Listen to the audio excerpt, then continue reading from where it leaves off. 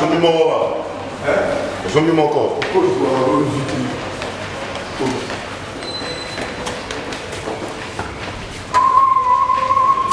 Merci, merci.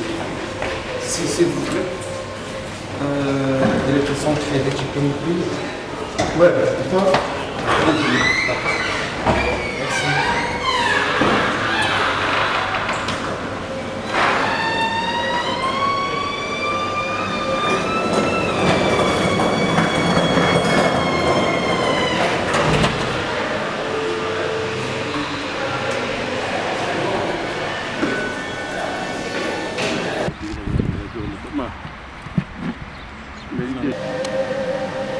Bonsoir coach. Bonsoir. Là on vous prend après la séance d'entraînement de cet après-midi. Est-ce qu'on peut avoir une idée s'il faille faire un peu le point de démarrage de ce stage ici au Maroc, à Rabat? Bon, comme vous le savez, le but de ce stage, c'est surtout préparer le match du 10 contre le Congo-Brazza. Et depuis qu'on est arrivé, donc on essaye de remettre déjà tout le monde à niveau. Pourquoi? Parce que la plupart des joueurs, ils ont arrêté les championnats depuis au moins une dizaine de jours. Et à partir de là, on essaie de travailler pour que tout le monde arrive à avoir un niveau physique confortable pour les matchs du 10.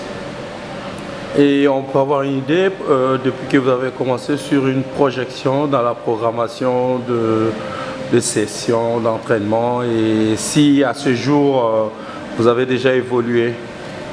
On a évolué physiquement par rapport à certains joueurs. L'évolution, c'est qu'il faut qu'on arrive jusqu'au milieu de la semaine qui est là actuellement, c'est-à-dire vers jeudi, vendredi.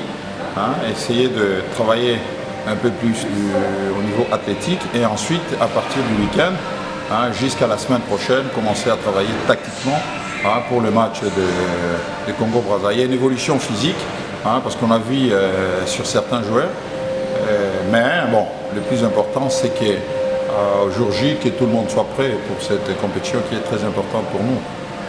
Avant le Congo-Brazzaville, vous avez un match test autour des dates FIFA contre le Botswana. Et si ma mémoire est bonne, en tout cas, c'était pas une petite équipe. Quand on a rencontré cette sélection nationale lors du tournoi de la COSAFA avec les joueurs évoluant au pays, en tout cas, il y a du répondant. Effectivement, c'était une très bonne équipe. Moi, je me rappelle bien, surtout offensivement. Ils avaient des joueurs très rapides, des joueurs puissants offensivement. Bon, maintenant, ça, c'était la COSAFA, mais là, c'est une autre compétition. Nous, on est dans la préparation des matchs importants, avec des joueurs différents aussi. On sait qu'il n'y a plus de petites équipes en termes des nations de football actuellement. Toutes les équipes sont compétitives, donc c'est à nous de bien gérer cette compétition, ces matchs, pour qu'on ait un magazine un peu plus de confiance pour le match qui arrive, pour les 10. À propos justement de l'effectif qui arrive péniblement, à quoi pouvez-vous justifier ces arrivées un peu en dents des scies des joueurs? Mais les arrivées, c'est que, vous savez, en Europe, les compétitions, tellement qu'il y a une cadence soutenue, donc la plupart des joueurs, dès qu'ils finissent la compétition, ils ont toujours tendance à vouloir aller quelques jours de vacances, comme la date FIFA était au 10, donc la plupart se sont dit, donc on profite d'avoir une semaine de congés avant de renchaîner avec leur équipe nationale. On a vu encore le Maroc, ils sont à 14 à peu près, ils étaient 14, pourtant ils jouent un grand match contre les Pays-Bas. La plupart des joueurs arrivent en compte-gouttes aussi, c'est presque partout en Afrique et on vit cette situation. C'est la date du match FIFA du 9 et 10 qui font que, par rapport aux fins des championnats européens, que ça cause un peu de difficultés pour réunir tout le monde en même temps. Bon, maintenant, ce sont des joueurs professionnels, vous avez la plupart, quand ils sont convoqués, ils savent que malgré que je pars en vacances pour une semaine, 8 ou 10 jours, ils travaillent toujours un peu individuellement pour que quand ils arrivent, ils ont une certaine condition physique. Le problème, c'est les vacances. Et puis, il y a certains qui n'ont pas fini de jouer. On a au moins 3-4 joueurs qui continuent à jouer jusqu'au 1er, jusqu'au 2 même, au 2 juin. Donc, ça fait que on a des joueurs en compte-gouttes, comme vous venez de le dire. Des grosses absences, quelques regrets, notamment Neskens Kebano, Marcel Tisserand et d'autres qui ne pourront pas être au rendez-vous du samedi 10 juin à Kinshasa. Oui, c'est vrai que ce sont des joueurs qui sont habitués actuellement avec nous dans l'équipe. C'est des joueurs importants, très importants même. Et bon, Tisserand est blessé. Et Kebano, il s'est marié le jour du match ou la veille du match. Mais c'est le moment que les autres aussi puissent montrer de quoi ils sont capables. Si on prend 23 joueurs, c'est pour ça. Ils ont tous le même niveau, donc c'est à nous d'essayer de faire mieux avec les joueurs qui vont les remplacer pour qu'ils s'y repassent et qu'ils puissent montrer qu'ils ont leur place dans cette équipe nationale. Coach, l'adversaire s'appelle les Diables Rouges du Congo-Brazza.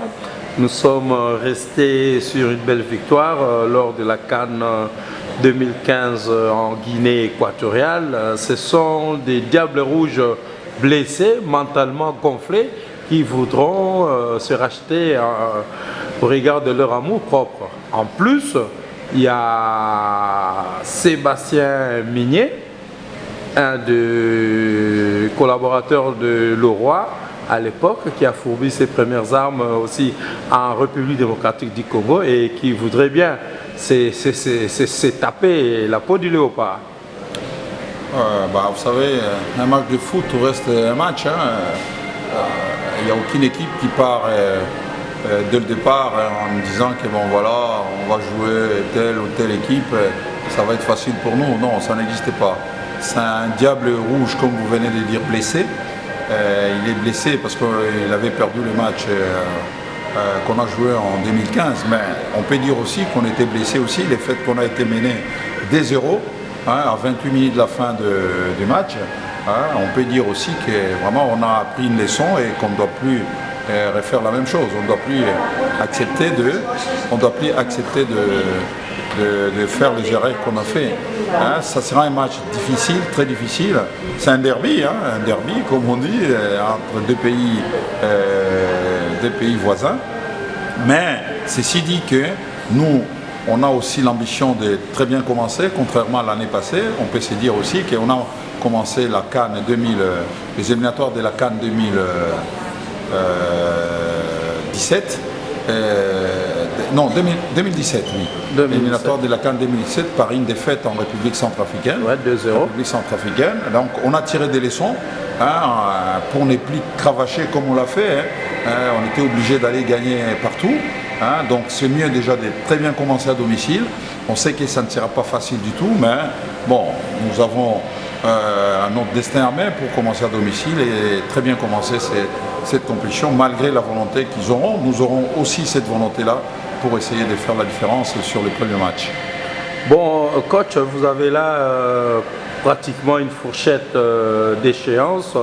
Après la première journée des éliminatoires de la CAN Cameroun 2019, le mois d'août, ça sera essentiellement aussi les éliminatoires pour les championnats d'Afrique des Nations, qu'on dit communément des locaux, pour Kenya 2018. Et au mois d'août, les éliminatoires de la Coupe du Monde Russie 2018.